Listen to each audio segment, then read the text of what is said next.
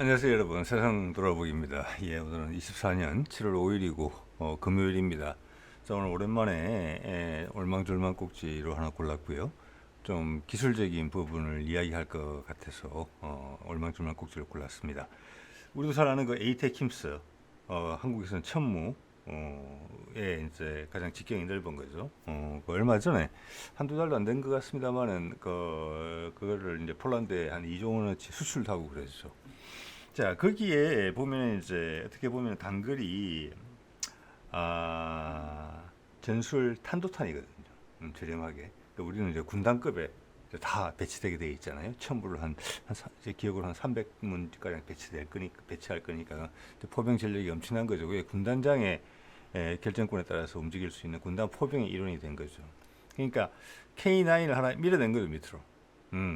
자, 아시다시피 이제 천무는 여러 가지 구경에 로켓탄을 발사할 수 있어요. 그중에서 가장 큰 게 이거예요.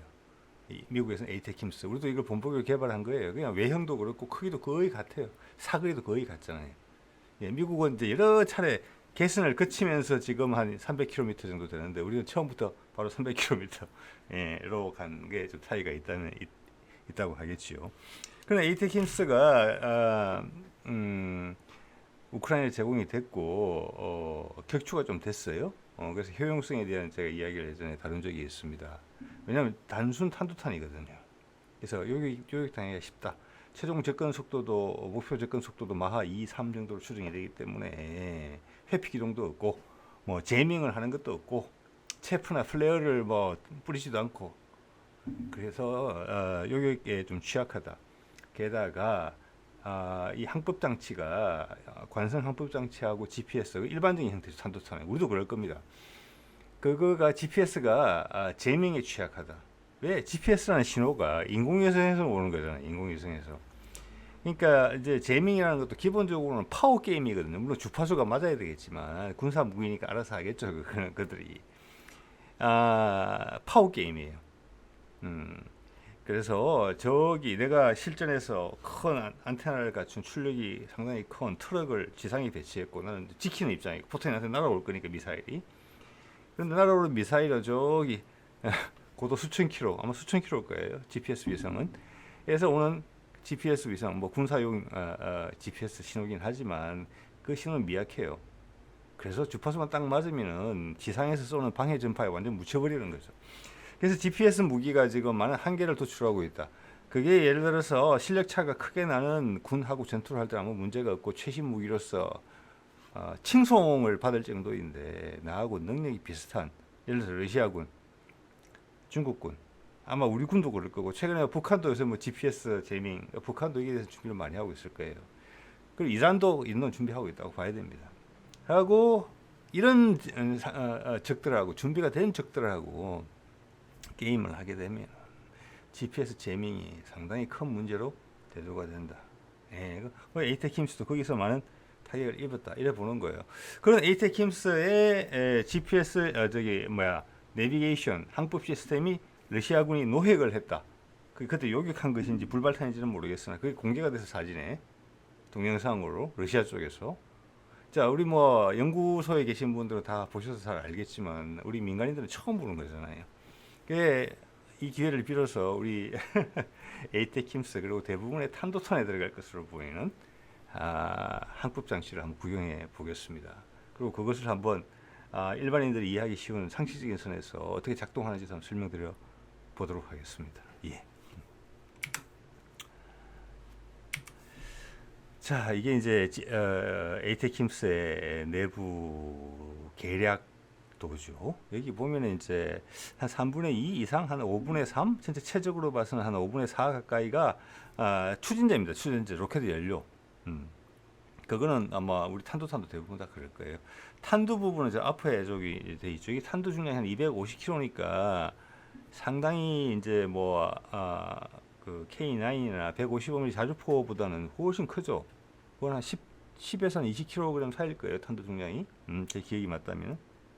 자, 거기에서 10kg로 보더라도 25개가 동시에 떨어지는 그런 효과가 있는 거니까 예를 들어서 우리 K9 포대가 6문이 이제 한 개 포대인데 6문 이제 TOT로 발사를 하면 세 발까지 발사할 수 있거든요. 고도를 조절하면서 또 뒤에 추진제 장약을 위력을 조절하면서 쏘면은 6 곱하기 3 18발을 동시에 탄착시킬 수 있어요. 한 목표에. 예. 자, 그거보다도 더 위력이 크다. 이 한 발이. 어느 정도 이해가 되시죠? 그래서 한 개의 포대, K9 한 개 포대가 그것도 최신형 TOT를 동시에 실현하는 최강 화력보다도 더 세다. 뭐 그 정도 위력이지만 항공폭탄에 비교하자면 약간 500파운드 폭탄, 500파운드만 250kg 정도 되죠. 상당한 위력을 가지고 있다고 봐야 돼요. 근데 엄청난 또 위력은 또 아니에요. 네. 자, 여기가 앞에 항법 시스템이 INS하고 GPS가 되어 있는데 이게 회피 기동이 되냐 안 되냐 이런 이야기를 생각해 볼 수 있는데 예전에 한번 말씀드렸지만 제가 봐서는 미국에서 이거 전술 탄도탄으로 분류를 하고 있고 회피 기동하는 메커니즘은 없다고 봅니다. 그래서 이건 저렴이 버전이에요. 예, 그래서 회피 기동은 아니다라고 좀 보고 있습니다. 그래서 우리 같은 경우도 회피 기동이 되는 현무 시리즈는 그거는 이제 미사일 사령부에서 관리하고 이런 거는 포병으로 취급하는 거죠. 로켓이 달린 포병이죠. 전부도 포병이잖아요. 로켓 포병이잖아요. 그래서 요거 유도가 안 되는 것은 군단에서 군단장이 휘하에 둔다. 이렇게 이제 생각이 되죠. 그래서 저희가 이제 INS가 관성 항법 시스템하고 GPS다. 요 두 개가 서로 상호 보정을 한다는 게 있어요. 왜 INS라는 관성 항법 장치는 뒤에 설명드리겠습니다만은 발사지에서부터 발사 지점에서 거리가 멀어질수록 오류가 자꾸 누적이 되면서 조금 빗나가요. 그래서 그걸 보정하는 게 GPS 위성 신호로 그걸 서로 보정하는 거예요. 자, 그거를 아우르는 건 당연히 옆에 컴퓨터도 있죠. 당연히 이게 컴퓨터가 들어 있고 뭐 고도계나 기타 여러 가지가 들어 있어요 안에. 그래서 현재 내 이 에이테킴스의 위치를 정확하게 파악하는 거예요.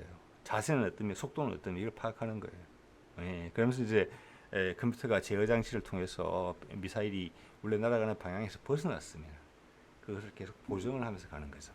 자, 여기서 이제 가장 중요한 부분은 INS가 사라지지 않고 계속 주목을 받거든요. 왜냐하면은 아까 좀 전에도 말씀드렸지만 GPS는 제밍에 엄청나게 취약해요. 이 GPS가 제밍이 되면은 INS가 GPS에 기댈 부분이 없어져요. 그러면은 명중률이 떨어지겠죠, 당연히 정확도가. INS의 장점은 뭐냐? 거리가 멀어질수록 오류가 누적이 되고 그 오류를 최소화하기 위해서는 이 기계값이 엄청나게 비싸진다. 이거 있어요. 덩치도 커지고. 그렇지만 얘가 계속 살아남는 중요한 이유는 INS는 바깥하고 교신할 필요가 없어요. 딱 발사하면 끝이에요. 그래서 제밍의 여지가 전혀 없다. 굳건하다는 거예요. 굳건하다는 거. 그게 엄청난 장점입니다. 자, 이 정도 말씀을 드리고 가볼게요. 이게 이제 러시아 쪽에서 공개된 영상을 제가 캡처한 겁니다. 여기 보면은 왼쪽에 보이는 게 이제 처음 보는 거죠. 민간인들은 우리 천무 그거 폴란드 수출한 거 에이테킴스 뚜껑을 딱 열면 안에 이렇게 됐다는 겁니다. 왼쪽에 보이는 게 세 개죠. 120도 간격으로 정확하게 세 개가 배치돼 있어요.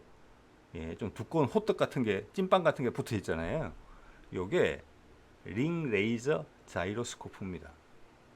자이로스코프는 아시죠? 자이로스코프라는 것은 나의 지금 어디로 기울어졌는지 이런 걸 찾는 거예요. 이제 확인하는 거예요. 그게 자이로스코프고 자이로라는 것은 어원이 보니까 둥글다라는 거예요. 동그라미. 스코프는 본다는 거예요. 이게 뭐냐면 옛날에는 초기에는 짐볼로 되어 있어요.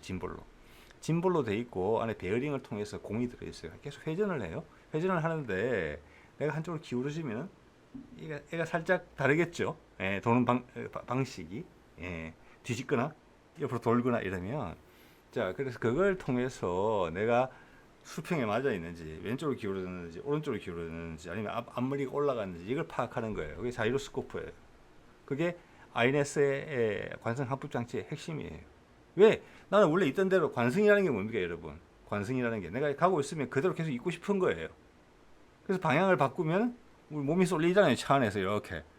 차 가다가 핸들을 왼쪽으로 꺾으면 몸이 오른쪽으로 쏠리잖아요. 아래쪽으로 확 내려 꽂히면은 청룡열차 같은 거 타고 물에 쭉 올라가죠. 그걸 체크하는 거예요. 정확하게 아주. 우리가 뭐 운전하면서 다 경험하는 부분이에요. 그래서 이걸 이제 정확하게 하는 게 이제 자이로스코프인데 지금은 많이 발전이 돼서 링 레이저 방식으로 한다. 이거는 짧게 설명드리면은 이게 지금 테두리가 중요한 것 같아요. 직경이 이게 관이 있고 그 안에 다른 주파수의 레이저 광선이 반대 방향으로 이렇게 계속 돌고 있어요. 그런데 얘가 자세를 바꾸게 되면은 그 레이저 광선 자체가 관성으로 원래 가려고 했는데 간섭이 생기는 거예요. 방향이 틀어지니까. 우리가 차가 기울어지면 이런 거 몸이 바뀌는 것처럼 광선도 그렇다는 거예요. 광선도 빛도. 그래서 그 간섭의 정도를 체크해서 내 위치를 어떻게 아느냐. 그러면서 훨씬 정밀해지고 보시다시피 크기도 중앙만 해졌다. 여기 세 개가 있어요, 보통. 보통 세 개더라고요, 보니까. 그래서 역할이 다를 수도 있다는 생각이 들어요. 우리도 보면 여러분 차에 보면은 차에 다 들어있거든요, 이거. 오토바이 들어있습니다. 오토바이에서 6축이 들어있어요. 오토바이는 왜냐면 차는 거의 수평에서 XY 좌표면 충분하지만 오토바이 같은 경우는 높이도 상당히 중요하거든요. 기울어지는 부분도. 그래서 6축이 많이 들어있어요. 이 자이로스코프가 들어있는 건데 이건 고급은 당연히 아니겠죠. 자, 그래 이 관성 항법 장치고 거기에 또 중요한 정보가 오는 것이 오른쪽에 이제 GPS 수신 안테나가 있는 거죠. 오늘은 이 자이로스코프 이야기를 조금 해볼게요. 그래서 이게 지금 이제 러시아군이 뜯어본다는 거예요. 근데 저는 이거는 그냥 러시아가 과시하는 용도가 아닌가라 저는 이렇게 생각합니다. 러시아도 뭐 대륙간 탄도탄도 있고 뭐 고도의 정밀 위치 파악 기술이 필요한 여러 가지 무기 체계를 가지고 있기 때문에 이걸 통해서 뭐 배운다, 뭐 큰 기술 습득이 된다 이렇게는 생각 안 됩니다. 안 되고 그냥 이제 기죽이는 거죠. 자랑하는 거죠. 너희들 이렇대 뜯어보는 거죠. 그 덕분에 우리도 한번 구경해 보는 겁니다.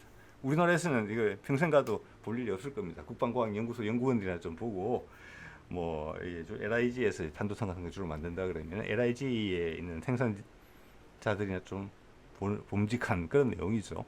오른쪽엔 GPS 수신 안테나고요.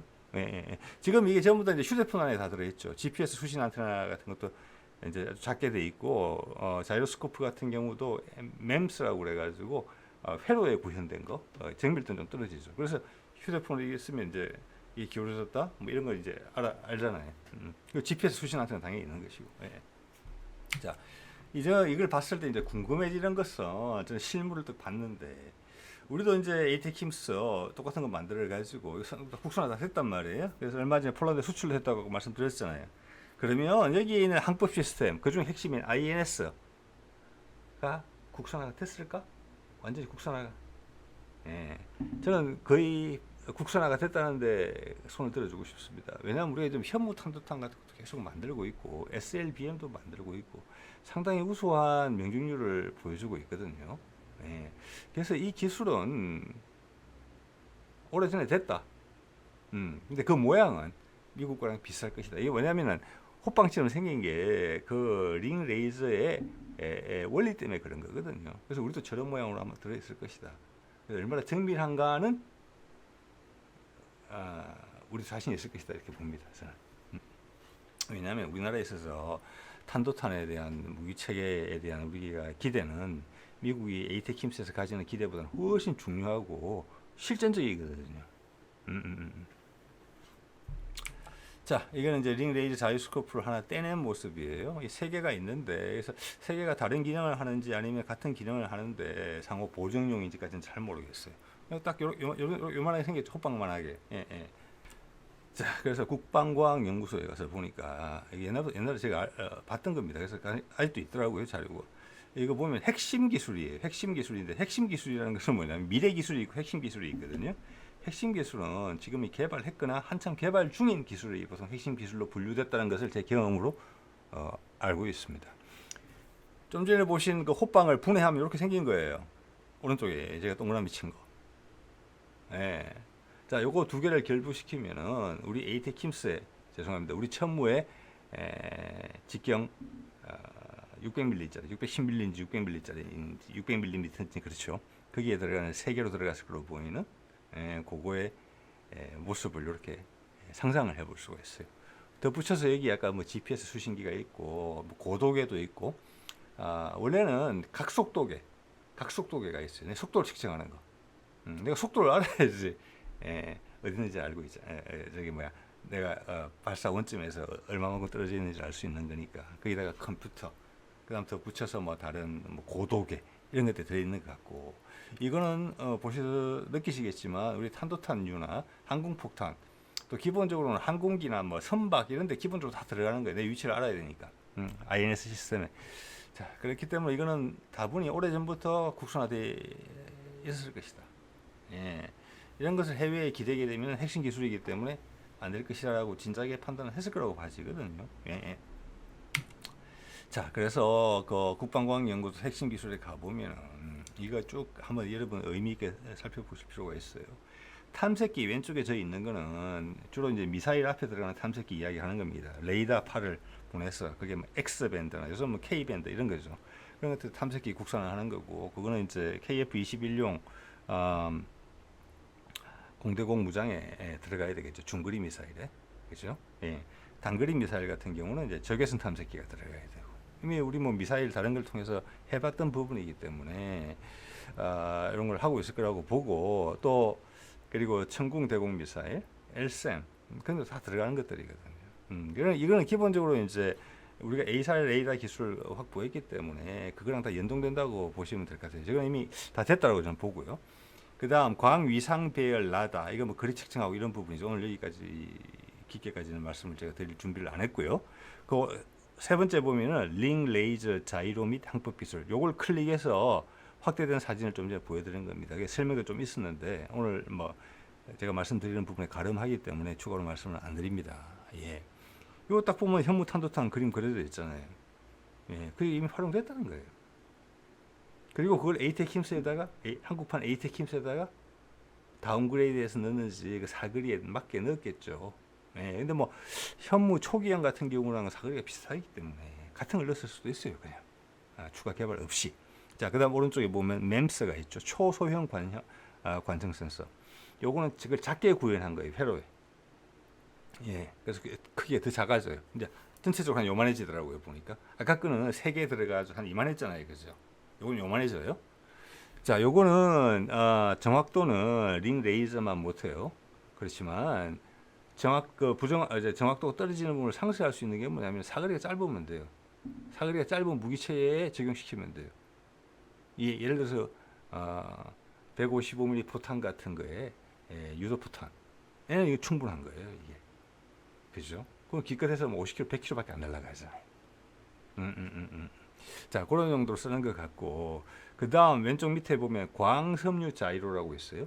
자, 이거는 아까 링 레이저가, 링이라는 게 이런 링이 이 관이 있고 여기다가 이제 그 레이저가 지금 두 개의 다른 파장이 서로 반대 방향으로 돈다고 말씀드렸잖아요. 그러다가 이게 움직이면은 서로 간섭이 발생하고 그 간섭을 이용해서 내가 어디로 기울어져 있는지를 파악한다는 건데, 광섬유 자이로는 광섬유에 흘리는 거예요. 근데 이거는 레이저보다 정확도는 떨어진다고 그래요. 그렇지만 작은 공간에 광섬유를 아주 많이 넣을 수 있는 거예요. 길이를 길게. 그러면서 정확도를 확보할 수 있다. 그리고 더 소형화시킬 수 있다. 지금 아마 연구 개발하고 있다면 저 정도로 연구 개발하고 있지 않을까 이런 생각이 들고, 오른쪽에 방구형 공진 자이로, 저도 잠깐 보니까 정확도에 더 방점이 찍힌 그런 시스템이에요. 제가 검색을 해보니까 2013년도에 우리가 특허를 낸 게 저기 있더라고요. 예.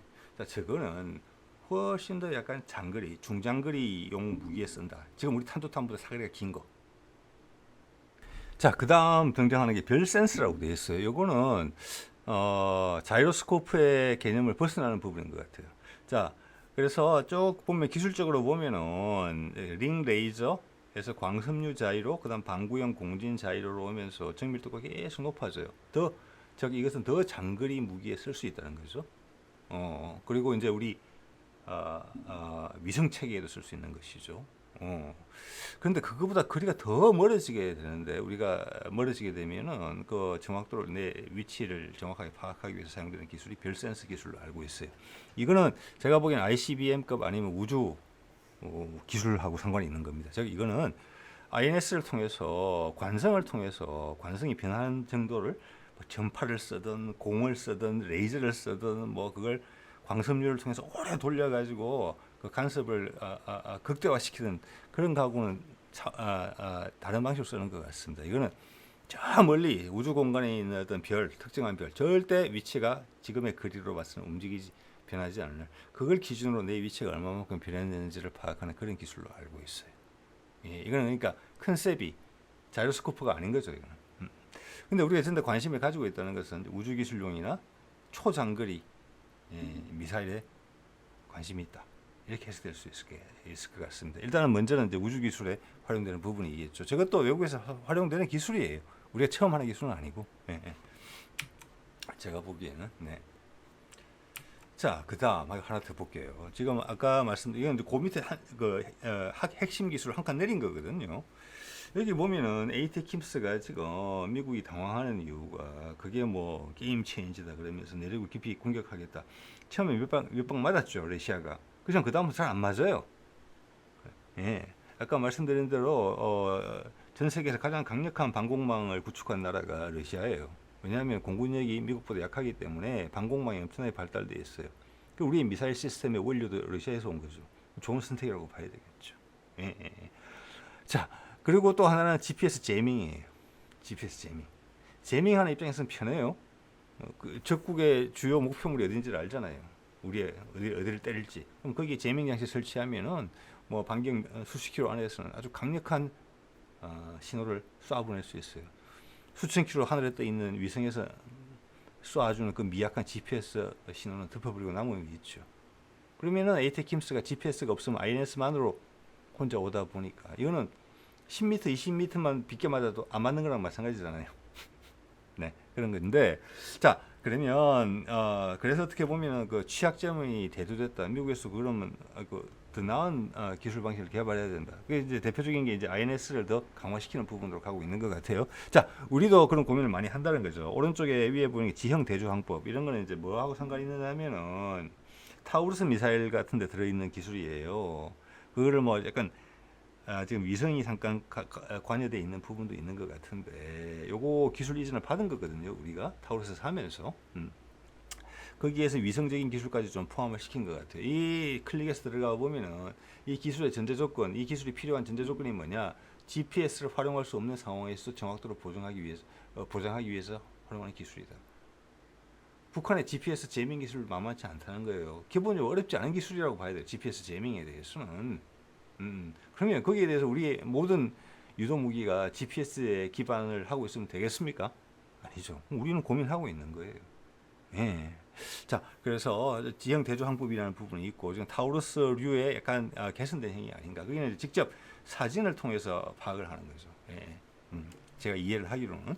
그다음 왼쪽 밑에 내려오면 재미있는 게 있어요.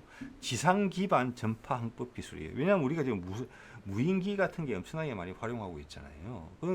그런 친구들이 전부 다 자기 위치를 인공위성 GPS 기반을 두고 있는데 우리도 뭐 GPS 위성 꼭 가지게 될 거잖아요. 되게 취약하다 그러면. 예. 자, 그렇기 때문에 여기 보면은 재밌는 게 지상 기반 전파 항법 기술이에요.